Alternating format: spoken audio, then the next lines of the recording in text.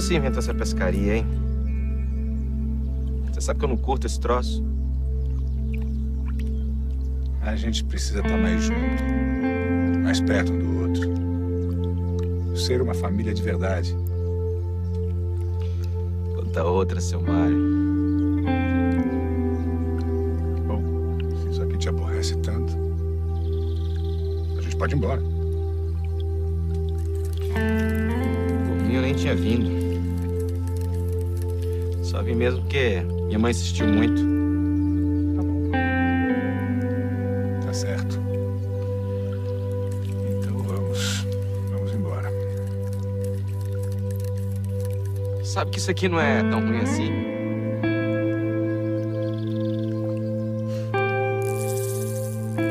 Opa! Opa! Olha aqui, seu Mário! Olha quem chegou! Opa! Hã? Pois é. Você devia aproveitar mais esses momentos da vida. Sem ser irmão, seu Mário. Tá, sem ser irmão. É, com você não tem jeito mesmo, né?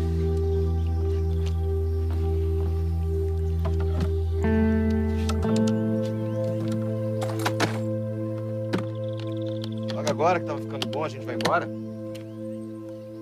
Você nem queria vir. Relutou tanto que pôde, esqueceu? Lembra?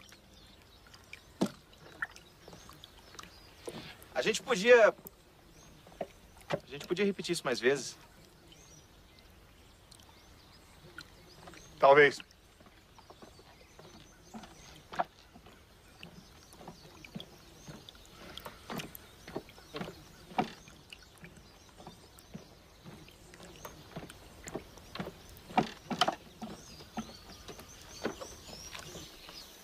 Vai. Vai, Ruth.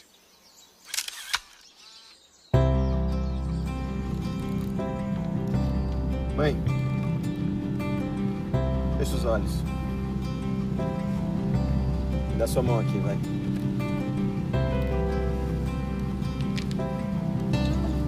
Pra você não esquecer esse dia de hoje. Fazia tempo que a gente não saía junto, né? Resultado da pescaria, Raul, 1 peixe. Seu Mário, 0. Eu não sabia que era uma competição. Ah, seu Mário. Por isso que você tá com essa cara de que não gostou, né? Pelo mãe. Seu pai nunca foi bom perdedor, né? Perder nunca foi a minha melhor qualidade.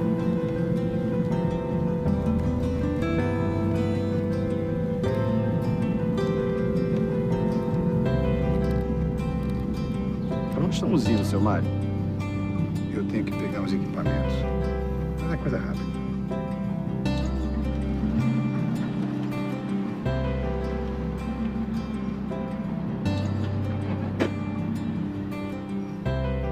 Você vem? Tudo bem, eu não vou demorar. Vem comigo. Não, eu prefiro ficar aqui com a mamãe. Deixa ele ser preguiçoso. Vem, me dá uma mão. Vem. Ele adora me fazer de peão. Tá bom, seu Mário. Vamos lá.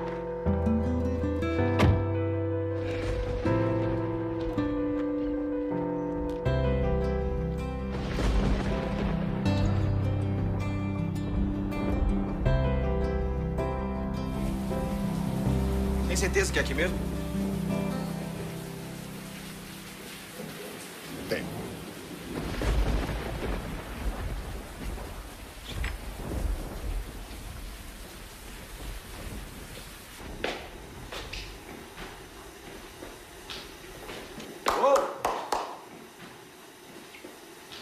Tem sinal de vida.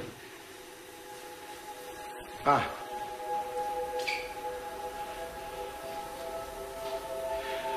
O que tá pegando? Vai ficar tudo bem, filho. É? Pra quem? Vai dar um tempinho. Pai! faz isso comigo, pai. Sozinho você não dá conta. Você não tem esse direito! Você não tem esse direito!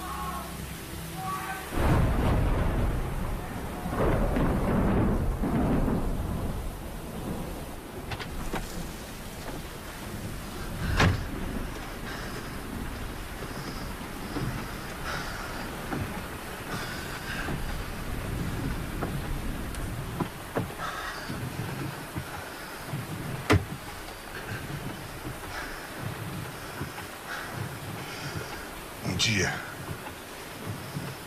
ele vai nos agradecer. Raoul's father is the head of a communication channel which is investigating the truth behind messages claimed to be sent by spirits through the psychography of mediums like Shekhar Chevier and others.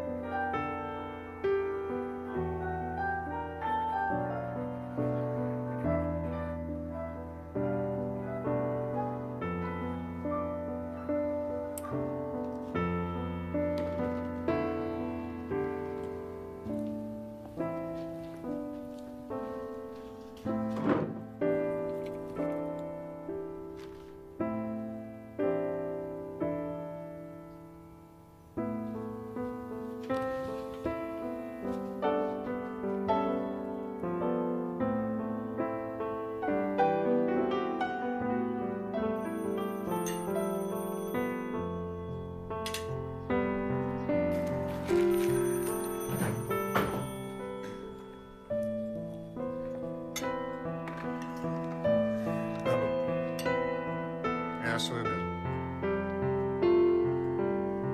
O quê? Como é que é? Mas isso é uma irresponsabilidade. Não tem que entender coisa nenhuma, eu não tenho que entender nada. Olha aqui, se vocês não resolverem essa merda que vocês fizeram, eu vou meter um processo em cima de vocês, entendeu? Competentes. O que aconteceu, Mário? Raul fugiu da clínica. Eu tinha certeza que isso ia dar certo. Eu conheço meu filho. Eu vou ligar pra polícia. Não, Mário. Por favor, vai você mesmo agora atrás dele. Vai. Traz o nosso filho pra nossa casa.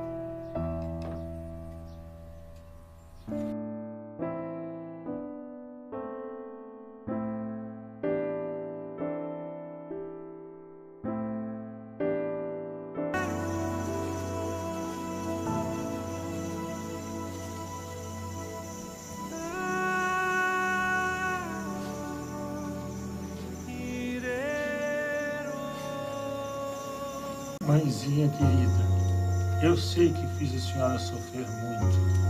Eu não sabia o que estava fazendo. Agora entendo tudo que me falava. Tinha razão em tudo.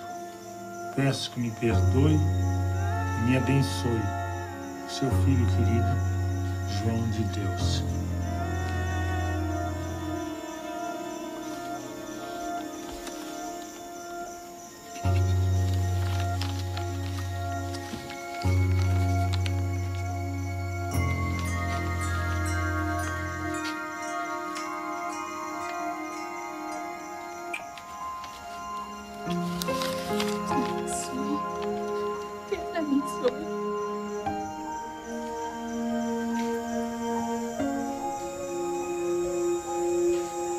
Meus queridos pais, rogo que me perdoem por ter causado tanto sofrimento e dor a vocês.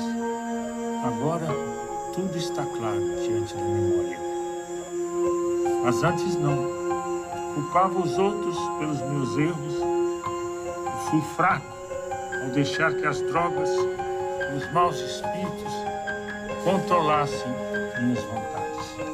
E mais do que tudo, fui um covarde. A alegria de viver não fazia parte do meu espírito. Minha cabeça era um turbilhão de sombras, governado por ideias confusas e contraditórias. Raul, onde é que você estava, meu filho? Em lugar nenhum. Você andou se drogando, Raul? Não! Você tá bem, meu filho? Vai dormir, vai. Você acha que eu consigo? Não enche! Me deixe em paz! Não fala comigo, meu filho, eu sou sua mãe. Mãe! Que mãe? O que tá acontecendo com você, hein? Dá um tempo. Fala comigo, fala. A gente já não conversa mais.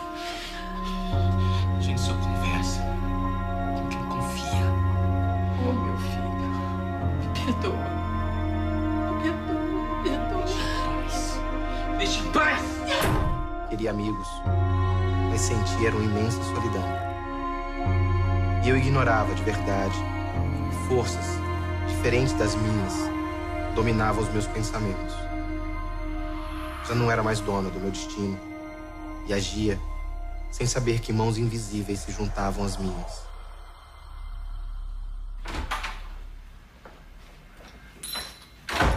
Ruth, Mário, o que foi, Ruth? o Raul tá aqui. Raul? Raul tá aqui? Ele se trancou lá no quarto. Num instante, tudo desmoronou diante de mim. Raul! Filho! Filho! Filho!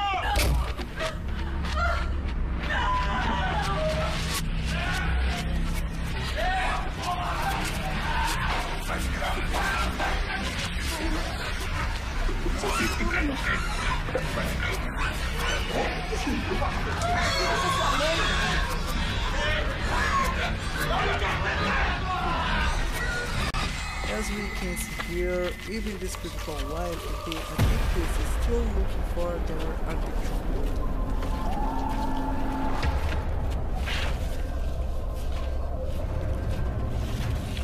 Atentar contra a própria vida me fez encontrar um sofrimento ainda maior. Eu não sabia onde estava. Queria sair, mas não conseguia. Sofri por muito tempo. Por anos e anos intermináveis no mundo espiritual. Fome, frio, desalento e uma solidão infinitamente maior do que aquela que sentia. Até que minha vozinha, Ivone, veio ao meu socorro.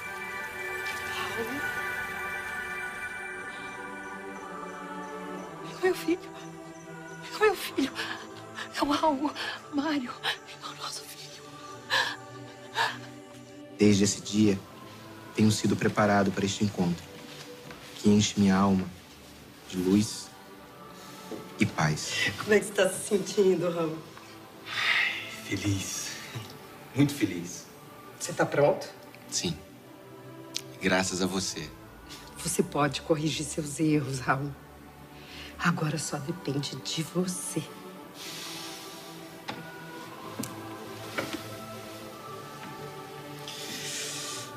É tudo que eu mais quero. Obrigado. Muito obrigado. Vamos.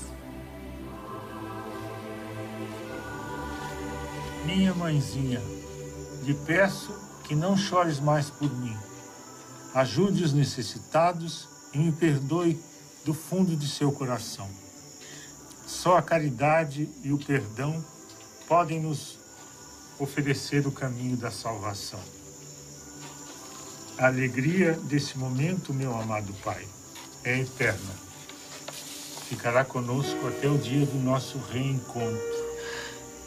Do seu querido filho, Raul.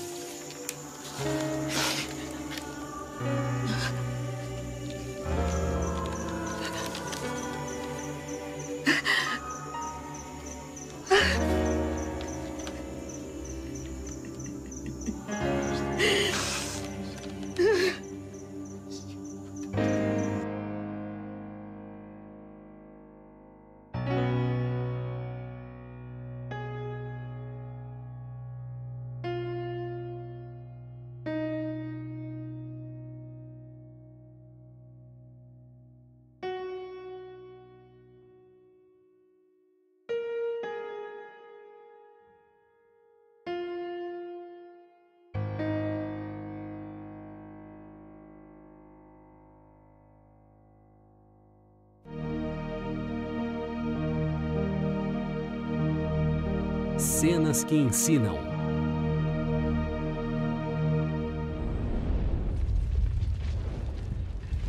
O filme Nosso Lar levou aos cinemas do Brasil um dos maiores públicos até hoje relativo à temática espírita. Baseado na obra do espírito André Luiz, psicografada pelo médium Chico Xavier, este filme teve um extraordinário ator no papel do protagonista principal, representando o espírito André Luiz, o ator Renato Prieto.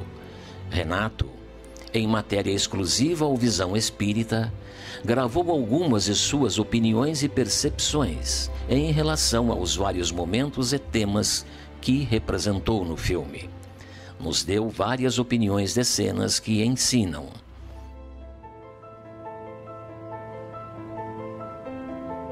Suicídio inconsciente.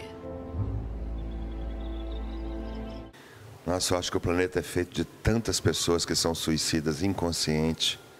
Lamentavelmente, o número ainda é muito grande de pessoas, não? Mas é preciso levar em consideração o momento em que ele se encontrava, que o André Luiz se encontrava, né? Você tem que botar no meio daquilo a soberba, a arrogância dele, de achar que tinha o domínio das coisas, não?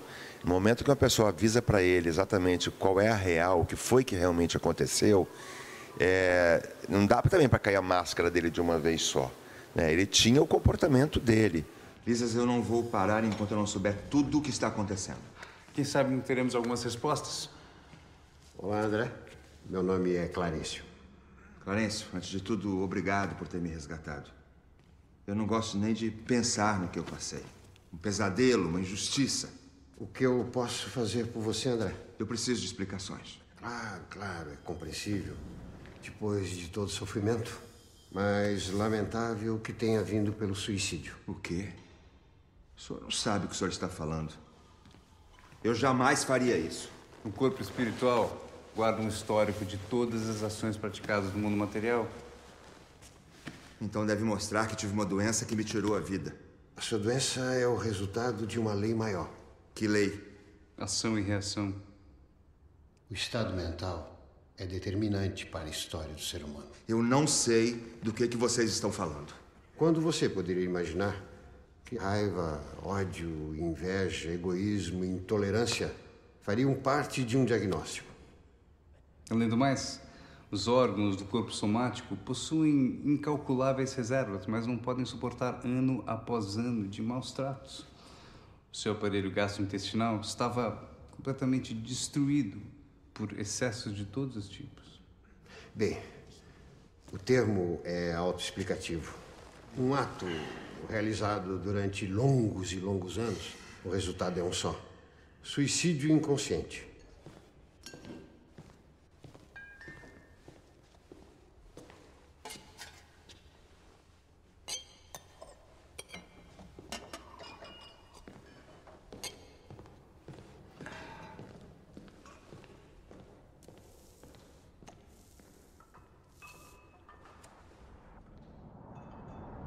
Centenas e centenas de criaturas deixam a vida na Terra pelos mesmos motivos todos os dias. Uma verdadeira catástrofe silenciosa. Agora, André, aproveita o descanso. Sossega teu espírito. A aflição não resolve os problemas. O bom da vida é sempre recomeçar.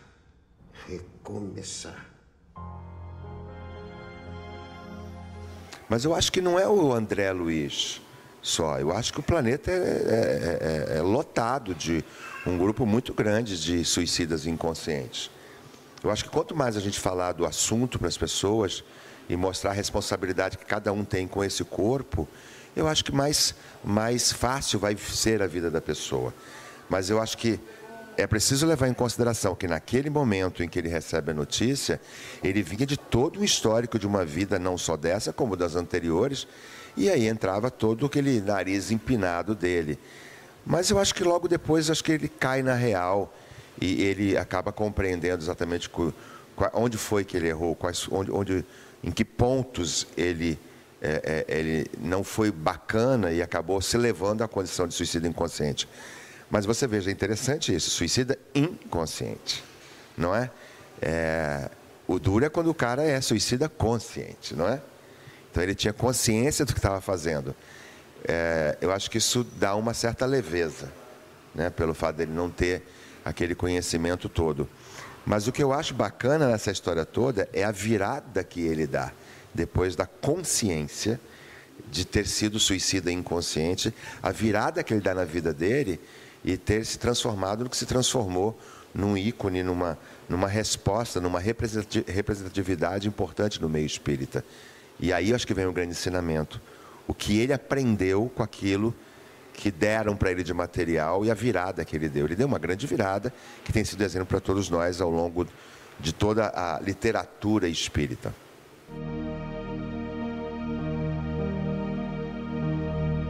Cenas que ensinam.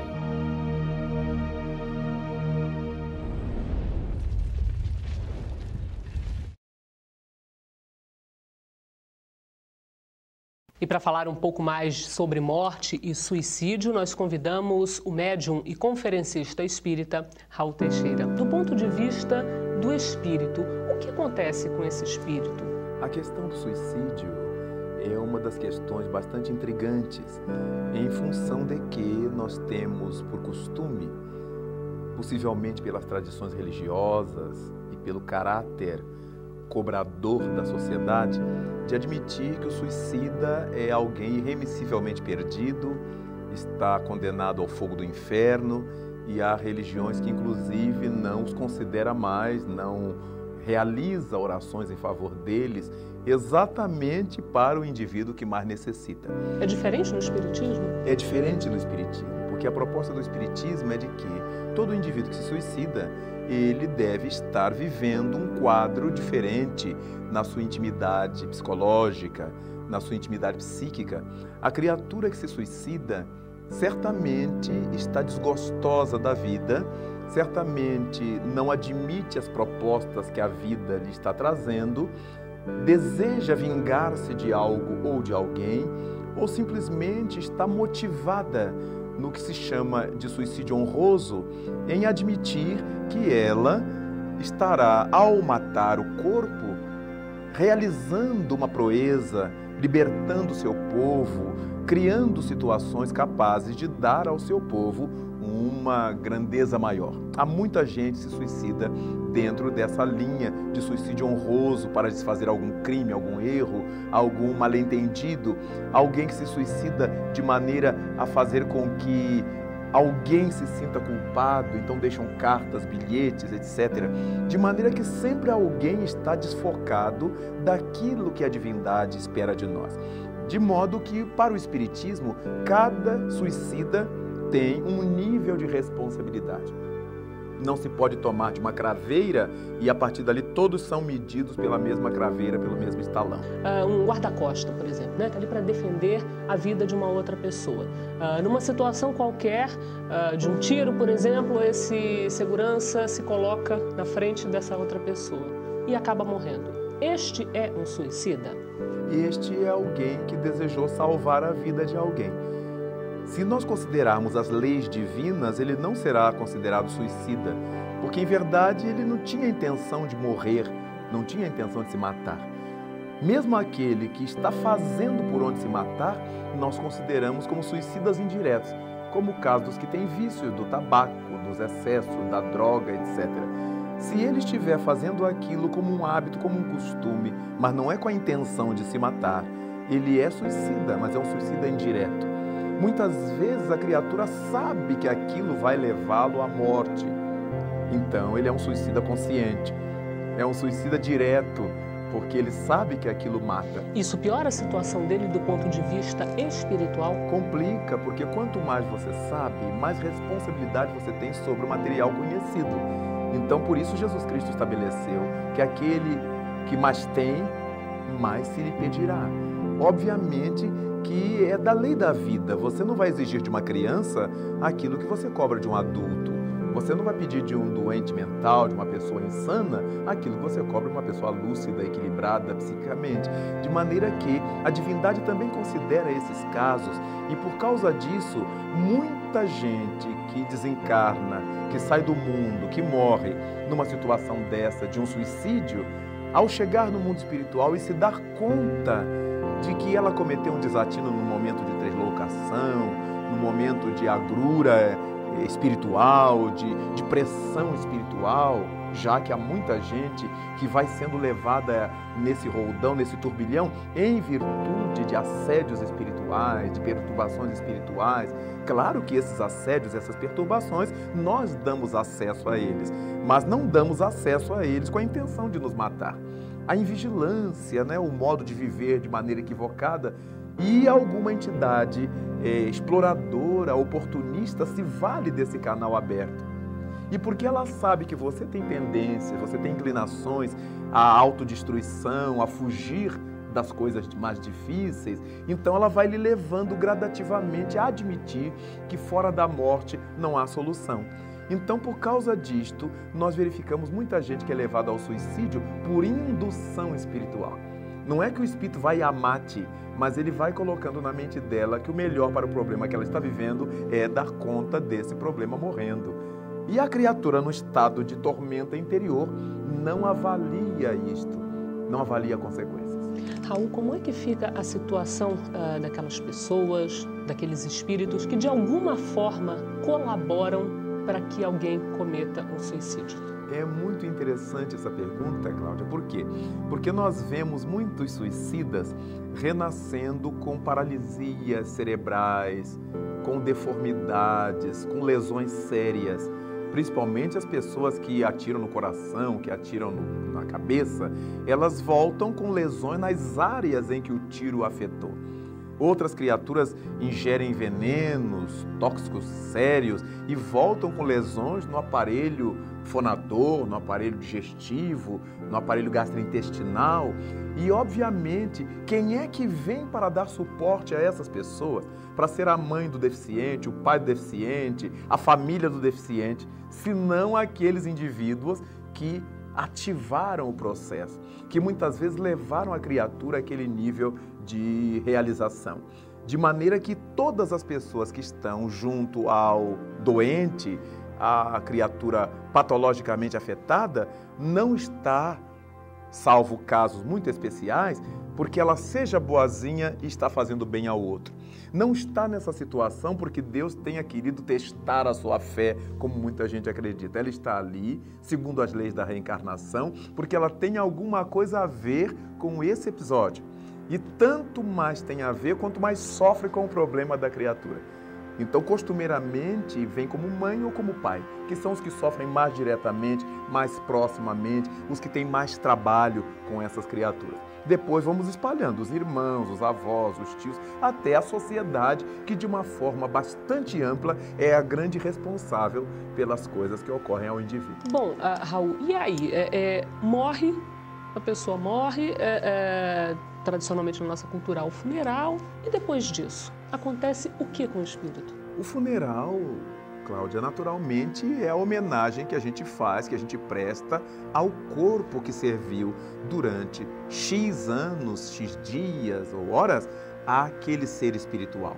O nosso ser espiritual querido, nosso pai, nossa mãe, amigo, irmão, etc., não estão ali mais naquele corpo que a gente reverencia e que vamos todos levar à última casa, né? A última morada, como se costuma dizer. O nosso ser querido é o ser espiritual. Então ele volta para o mundo normal primitivo de onde ele veio.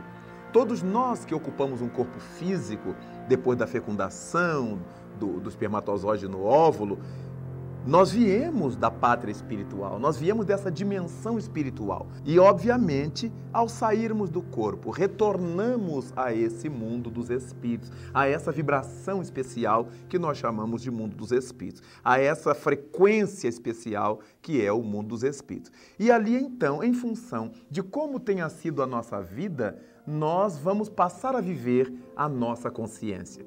De modo que a cada um será dado segundo suas obras, alertou Jesus Cristo. Se nós tivemos uma vida de crescimento, de esforços, pessoas normais. Não há necessidade de sejamos nenhum herói, nenhum santo, nenhum anjo ou semideus. A importância que a divindade dá à nossa vida na Terra é a de que sejamos pessoas de bem, homens e mulheres de bem, realizando no mundo toda a soma de bem que pudermos realizar, fazendo aqui tudo de melhor que pudermos fazer, na nossa profissão, com a nossa família, no nosso lazer, com a nossa própria integridade, tudo de bom que pudermos realizar, de plantar uma flor, até construir a vida de alguém, nós deveremos fazer em prol dessas consequências felizes para a alma. Quando falamos em consequências felizes para a alma, muita gente pode imaginar que o Espiritismo se preocupa com uma felicidade que a gente vai viver depois da morte. Ou apenas depois da morte. E não é assim. Não pode ser assim em nome da justiça de Deus. Se a cada um é dado conforme suas obras, quando é que você vai receber essa alegria interior? No momento em que você realiza a obra. Então, desde o momento que a gente está fazendo bem, nós já estaremos felizes. Para aqueles que me dizem assim, e se não houver vida futura? Eu já fui feliz na vida presente. Mas se houver a vida futura, para aqueles que não creem, ele já perdeu a chance de ter aproveitado o tempo da Terra. De maneira que quando nós desencarnamos, voltamos para a pátria espiritual, como quem viveu muitos anos numa cidade para onde foi trabalhar, onde estava o seu emprego, depois que se aposenta, ele volta para a sua cidade natal. Vai encontrar as pessoas que lá deixaram, tão mais amadurecidas ou envelhecidas quanto ele, vai encontrar muita coisa modificada, mas é a sua casa, é o seu rincão, é o seu lugar. Daí então, no mundo dos espíritos, nós vamos nos deparar, vamos encontrar velhos amores, velhos amigos. Nós que imaginamos que a nossa família está toda aqui na Terra, está toda arrumadinha aqui, nosso pai, nossa mãe, nosso filho, nosso neto, e quando chegamos no mundo espiritual, notamos que a nossa família é imensa, porque somos filhos das estrelas, somos filhos da imensidão. Há quantas reencarnações nós estamos nascendo no contato com centenas e centenas de pessoas, amigos queridos, inimigos, porque a questão do mundo espiritual e da sobrevivência nos traz essa realidade. Se vamos achar velhos amores, poderemos encontrar velhos inimigos, velhos adversários, com os quais ainda não nos acertamos. Daí Jesus Cristo nos havia proposto reconciliar-nos com o nosso adversário enquanto estamos a caminho com ele. Não esperemos o tempo passar, não deixemos a morte chegar.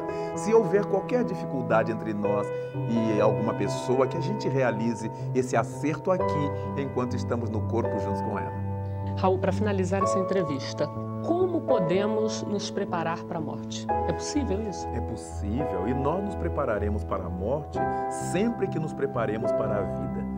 Saber viver, viver bem, fazer amigos, manter os amigos, trabalhar, estudar.